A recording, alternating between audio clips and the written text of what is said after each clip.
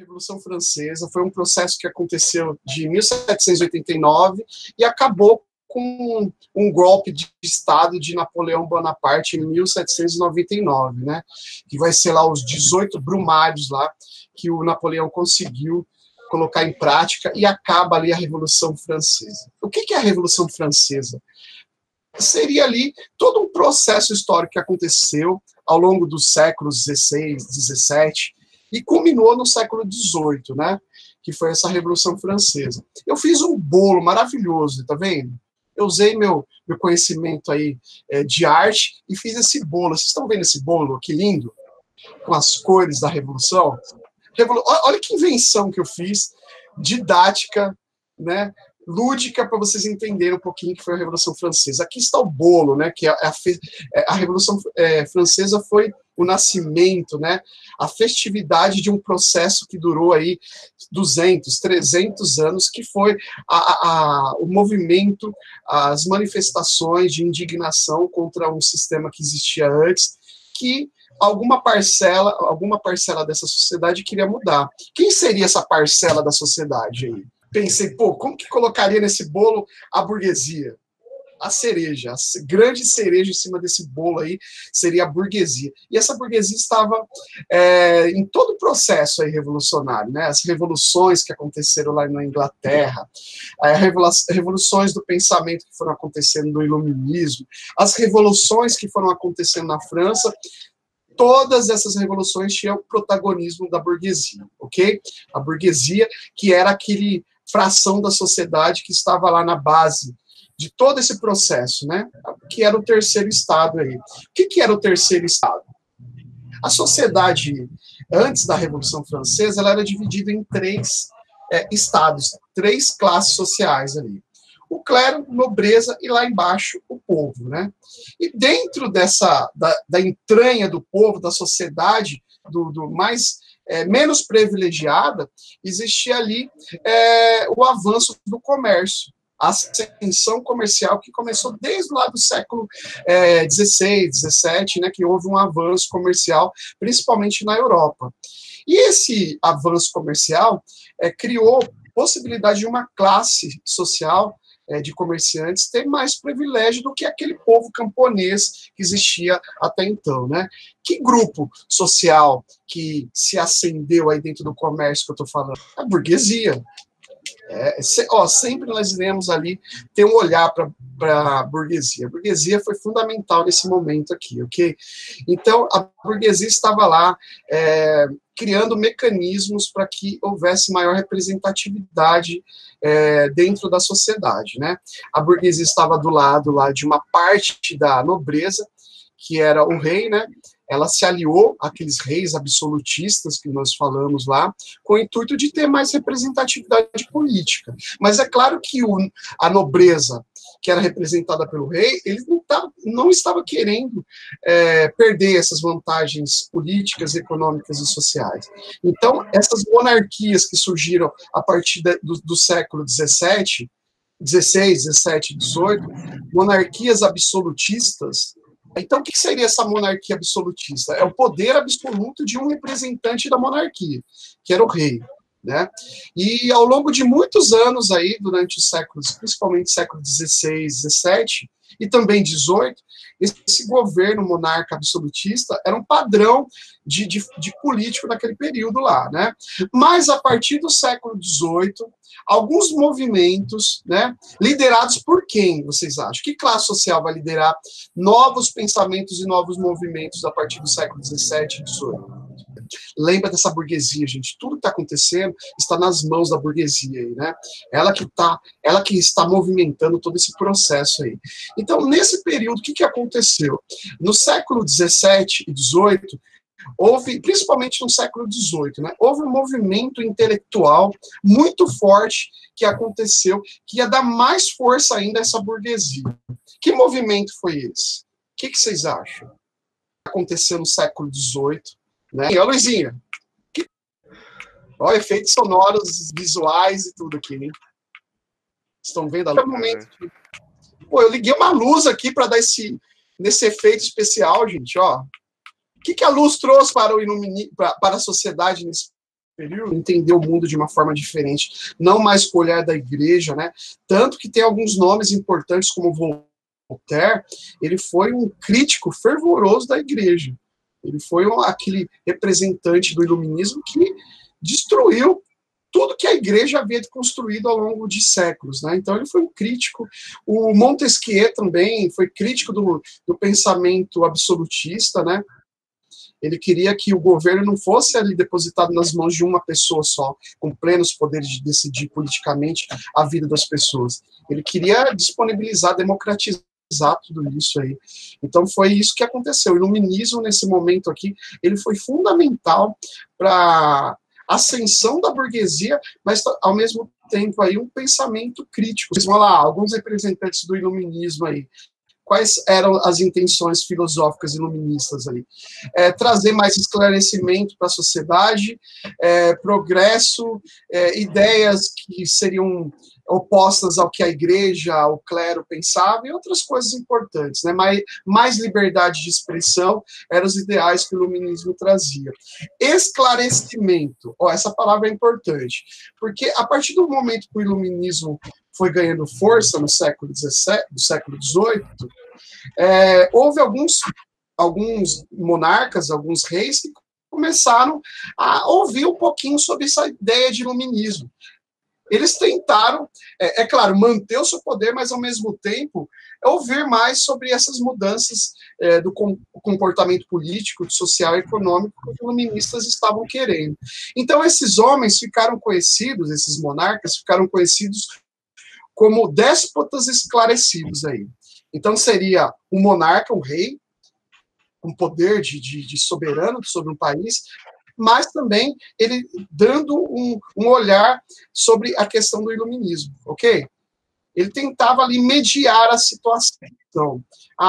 Eu quero manter meu poder, mas, ao mesmo tempo, eu quero que esse pensamento do iluminismo, de liberdade, de manifestação do poder político a essa base social, seja colocado em prática. Então, essa mistura toda, gente. Mas, ao mesmo tempo, será que dá certo essa mistura, pessoal? Será que os reis realmente eles iam ceder privilégios ao povo dentro das questões políticas? É uma questão que a gente vai tentar entender ao longo da Revolução Francesa aí, ok? Então, nesse período que a gente está falando agora aqui, é o período do século XVIII, né? É o período de crise profunda na economia francesa. Nesse momento, o grande soberano aqui era o rei Luís XVI. O que a França estava passando nesse momento do governo de Luís XVI aí? Uma crise profunda, decorrência de guerras, né? O exemplo foi a Guerra dos 7 Anos contra a Inglaterra, que a França saiu derrotada.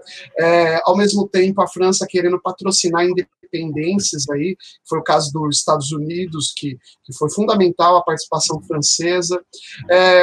O alto gasto da vida da nobreza, né, do rei nesse momento aqui, houve um abuso dos gastos públicos para sustentar aquela nobreza que existia na época, que também eles viviam um glamour, né? Por exemplo, Luís XVI vivia no Palácio de Versalhes, com toda aquela pomposidade que a nobreza tinha na época, e desigualdade social, principalmente na arrecadação de tributos, onde o terceiro estado, que era o povo, tinha o dever de pagar as contas, enquanto o primeiro e segundo estado, que era a nobreza e o clero, usufruía de tudo isso. Então o gasto era excessivo desses dois estados líderes, enquanto o terceiro estado lá sofrendo a consequência desse abuso de poder. Então, e além de tudo isso, dessas questões de abuso do autoritarismo político, questões de gasto em decorrência das guerras, veio um problema também climático ali naquela região da França. Houve um período de seca profunda e a produção de alimentos diminuiu bastante. Não? Então houve a miséria, a fome da sociedade que aumentou muito nesse período aqui. Né? Então a Maria Antonieta, que era a mulher do Luís XVI, ela não estava entendendo essa situação, ela lançou aquela frase, ficou imortalizada aí, se o povo está passando fome, que coma brioches, né? Então, essa era a ideia da situação caótica que a nobreza francesa estava entendendo o que estava acontecendo. Então, continuando aí. Nesse momento aí, como nós estávamos falando, Luís XVI, tentando entender um pouquinho dessas transformações que o iluminismo trouxe, ele se transformou num déspota esclarecido. Sendo isso, ele tentou abrir espaço para dialogar sobre as questões, sobre a crise econômica e outras questões que a França estava vivenciando nesse período aí, né? Então, ele abriu lá uma Assembleia dos Notáveis. Quem eram os notáveis aí? O clero e a nobreza. Então, eles se reuniram lá para discutir o que poderia acontecer para resolver essa crise econômica, né? Então, tirar benefícios desses dois estados aí. E o resultado foi negativo. Ninguém queria diminuir seus privilégios dentro desse cenário caótico aí, né? Então, essa Assembleia não deu em nada. Aí, novamente, uma tentativa de um déspota esclarecido, que foi Luís XVI, tentar criar uma reunião onde houvesse ali a representação do primeiro, do segundo e do terceiro estado, ok? Essa reunião teria os 3 estados, e cada um teria um voto para resolver esse problema aí. No ano de 1789, uma reunião com os 3 estados lá, e foi decidido lá numa votação. O maior número de votos iria colocar em prática algumas mudanças, alguns privilégios para a sociedade mais humilde. E o resultado disso, novamente, nada aconteceu, porque de 3 votos, onde 2 votos eram dos líderes, do Estado, do governo, é claro que o terceiro Estado, que só tinha um voto, não ia conseguir nada nesse momento aqui, né? Mais indignação da burguesia, principalmente do povo que estava aí às margens de tudo isso. Então, o que aconteceu? Passado alguns dias, os burgueses, que tinham também nesse momento a prática de fazer esportes, jogar alguns esportes que eram da nobreza, lá que era o tal de pela. É um jogo assim que mistura tênis dentro de um espaço fechado, de uma quadra. É um esporte que eu não encontrei nada que representa aquele momento ali desse esporte na internet. A única coisa que eu coloquei aqui para vocês terem uma referência é uma bola. Essa bola era usada lá dentro dessa pela para desenvolver ali esse jogo. Então, naquele momento, lá naquele grande salão onde estava tendo essa pela, esse jogo, o terceiro estado, é claro, a burguesia, quando a gente fala de terceiro estado, não vamos ser tão inocentes a achar que é o povo se reuniu. Não, é a burguesia. A representação do terceiro estado nesse momento é a burguesia. Então, essa burguesia se reúne nesse jogo de pela, e lá eles criam um juramento ali. Eles, cansados de não ter iniciativas de mudança política e econômica no país, eles resolvem fazer um juramento com o objetivo de colocar em prática uma constituição na França. Leis que fiquem acima do poder do rei. Então, os próximos passos serão em direção a esse pensamento de criar uma Constituição. Então, no ano de 1789, houve uma Assembleia Constituinte, com o objetivo de colocar em prática ali leis que ficassem acima de todos os poderes, no caso aí o poder do soberano, do governo absolutista de Luís XVI, né? E nesse momento, pessoal, foi um momento de grande medo. Não confundam grande medo com o período do terror, que eu vou falar em seguida, né? Daqui a pouco, quer dizer. O grande medo foi um período de revoltas ali, sociais que aconteceram a partir de 1789, revoltas tanto na cidade como no campo, que esse povo foi conduzido por um pensamento de transformação, né? Em meio a essa crise, essa fome, essa miséria que a França estava vivenciando aqui, ok? E nesses movimentos aí de busca por representatividades, passeatas, marchas em pró de uma mudança política e econômica na França, os revolucionários, grupos de pessoas aí, sim, a burguesia conseguiu unir ali o povo, e foram andando, caminhando por Paris em direção a símbolos importantes do absolutismo do monarca, e eles se deparam com a Bastilha, que fica em Paris, o que vai acontecer com essa Bastilha? Essa Bastilha, como eu disse, era um símbolo de governo, de repressão, do abuso do poder do Luís XVI, né? E quando existe um símbolo de tudo isso, se você destruir esse símbolo, automaticamente as pessoas vão entender que está ali destruindo também o poder desse soberano. Então, a Bastilha, que era esse símbolo de repressão, acabou sendo a vítima de todo esse movimento de revolta popular aí. Então, ela foi destruída, a queda da Bastilha nesse período aí, né?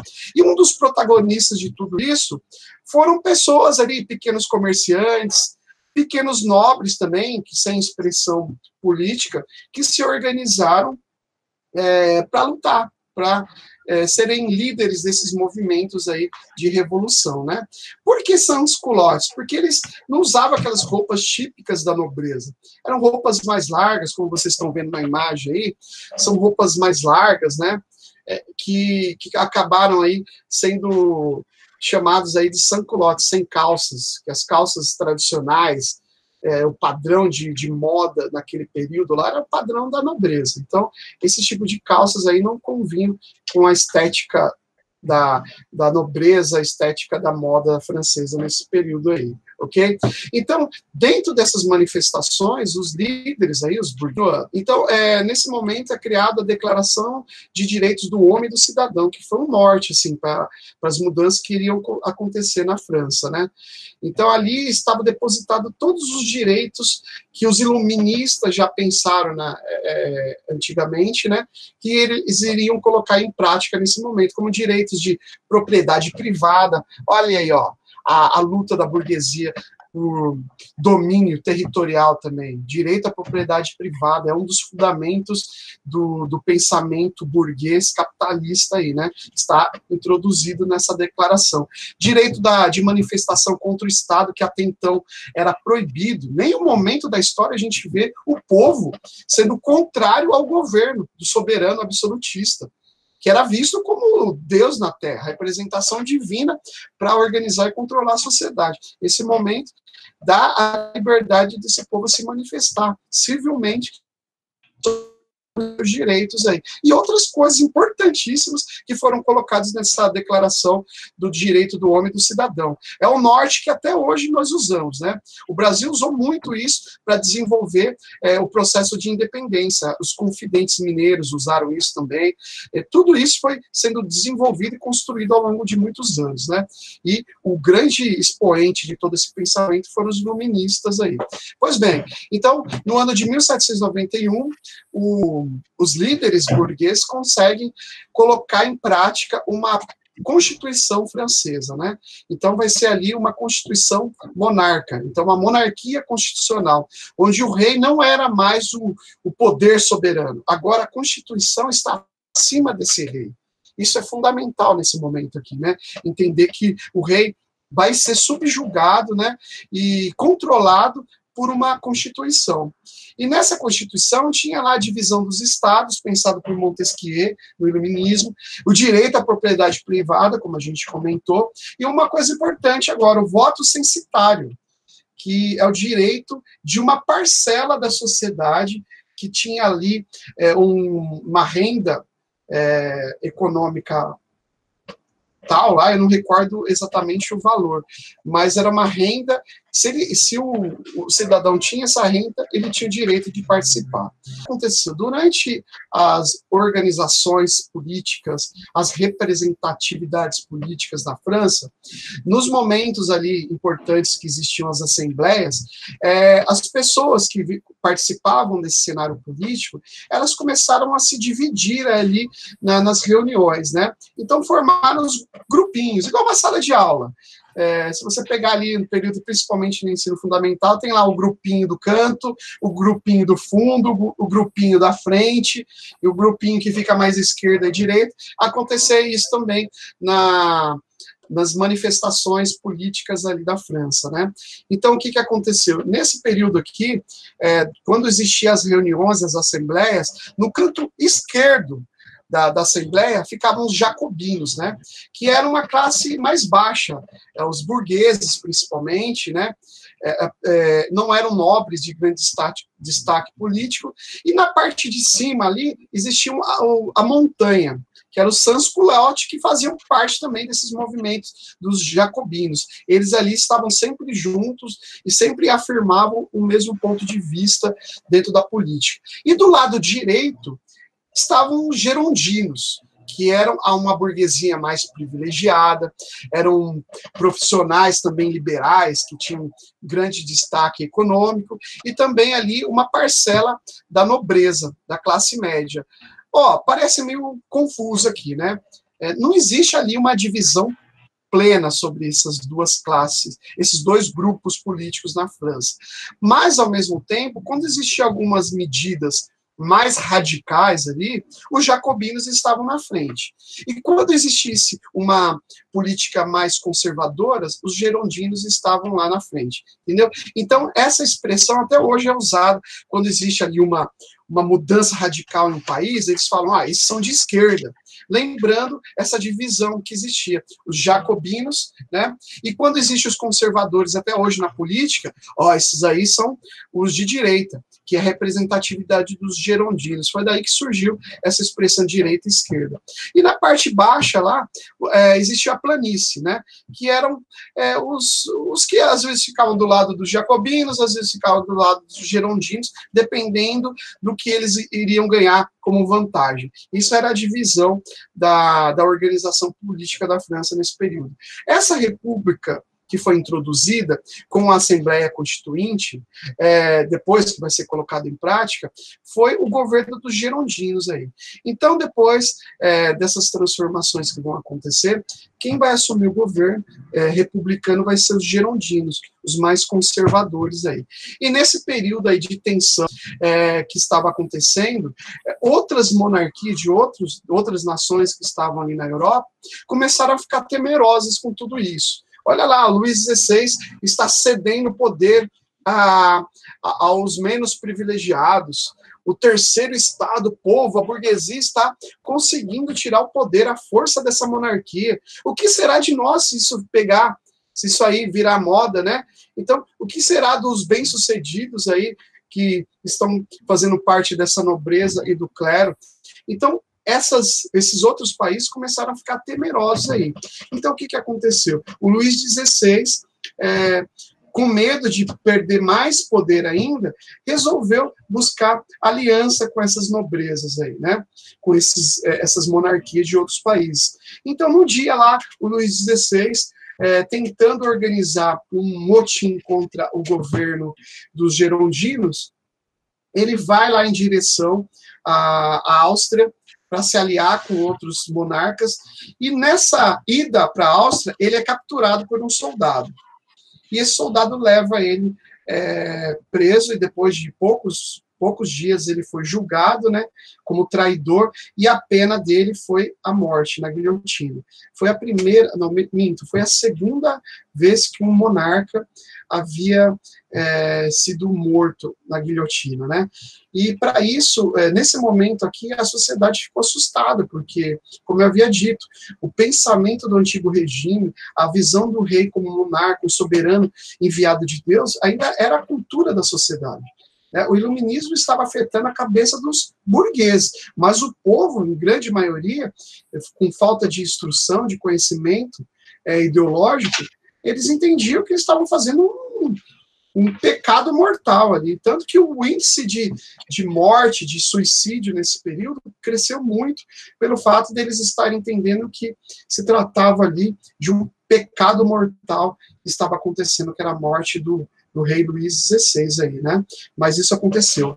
Guilhotina e morte de Luís XVI. Depois também a sua mulher, Maria Antonieta, foi morta também na guilhotina. E a guilhotina, a partir desse momento, pessoal, ela pegou fogo.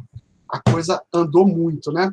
Então, nesse momento caótico do governo dos gerondinos aí, esse governo não estava conseguindo resolver as questões econômicas do país, né? E os jacobinos já estavam indignados, lembra? Os jacobinos da esquerda, os mais radicais, eles estavam indignados com essa paralisação das transformações, e eles não sentiam o progresso que eles queriam ter na França. Então, o resultado foi algumas manifestações importantes dos jacobinos. E um exemplo que eles usaram muito para se colocar na frente dessas manifestações foi a revolta da Vendéia, que foi um movimento camponês, que os soldados foram lá buscar camponeses para trabalhar, para ficarem dentro do exército, mas os camponeses não queriam participar desse exército. E aí os jacobinos usaram isso. Olha lá, tá vendo? O governo está querendo pegar o povo, matar o povo, ou colocá-los no campo de guerra. Não podemos ver isso, não podemos deixar essa sociedade sofrer esse abuso do poder gerondino aí. Então, os jacobinos, com isso, teve mais força e conseguiu assumir o governo da França. Ok? E a partir disso, em 1793, os jacobinos criam uma nova constituição, né? Uma constituição que eles vão colocar coisas importantíssimas em prática. Uma coisa vai ser o sufrágio universal. Agora, não é mais o voto censitário, agora é o voto universal para todos. Todos, assim, menos mulheres, né? Infelizmente, esse período, a Revolução Francesa não trouxe essa igualdade de gêneros aí, no que diz respeito à manifestação do voto aí. Mas também colocaram em prática a reforma agrária, uma coisa importante, né? Houve ali também um limite de valores a produtos essenciais para os franceses, né, que foi criada a lei do máximo, que era um limite de valor aos produtos que eram visto como essenciais aí, e também a abolição da escravidão nas colônias francesas. Na França havia abolido a escravidão, mas nas colônias ainda permanecia, porque o controle da nobreza era maior nessas colônias aí. Com essa nova Constituição, aboliu a escravidão francesa, ok? Então, dentro desse período do governo jacobino, se destaca um homem, Maximilien Robespierre, né, que foi o líder desse governo dos jacobinos. Mas para conter todas as manifestações contrárias a essa república, o Robespierre ele usou muito a guilhotina. Aí sim foi o período do terror, né, que até hoje é muito lembrado quando se trata de Revolução Francesa.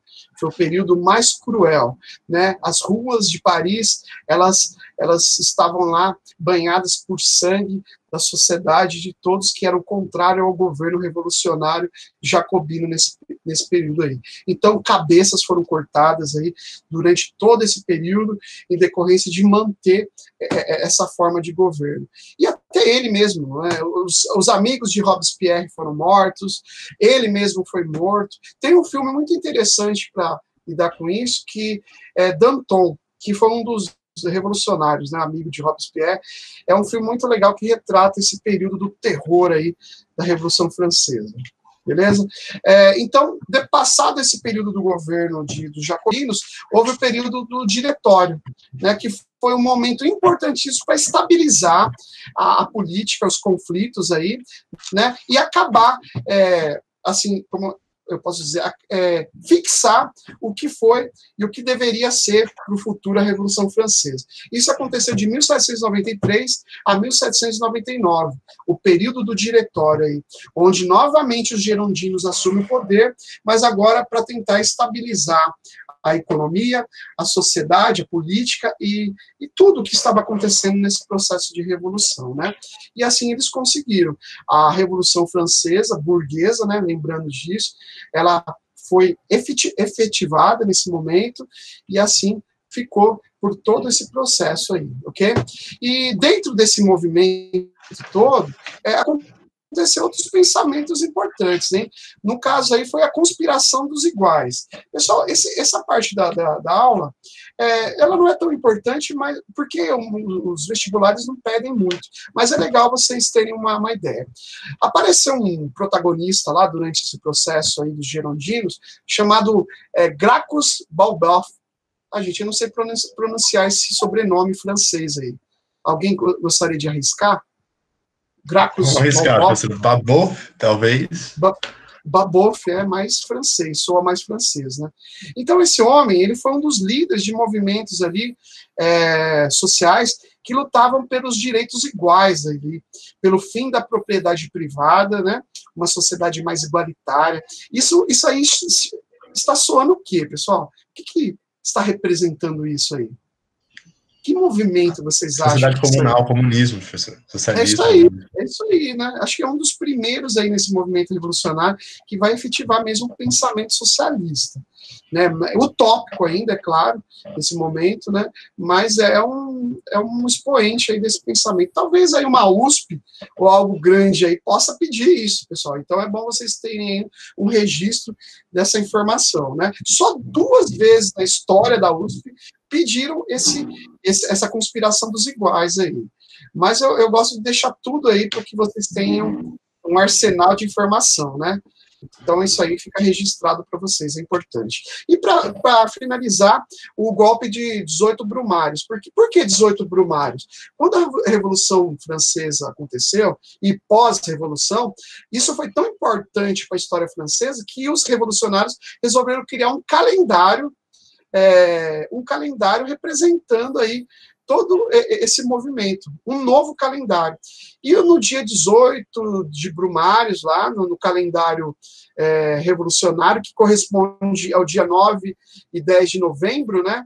Ou 10 de novembro, não sei exatamente, ele cria um golpe lá. Ele, com o auxílio de nobres ali, consegue dar um golpe no Estado lá, tirando os girondinos do poder e assumindo o controle. Isso aí a gente vai falar no próximo módulo, né, que vai ser o governo de Napoleão Bonaparte. E assim, dá por finalizado a Revolução Francesa aí, ok?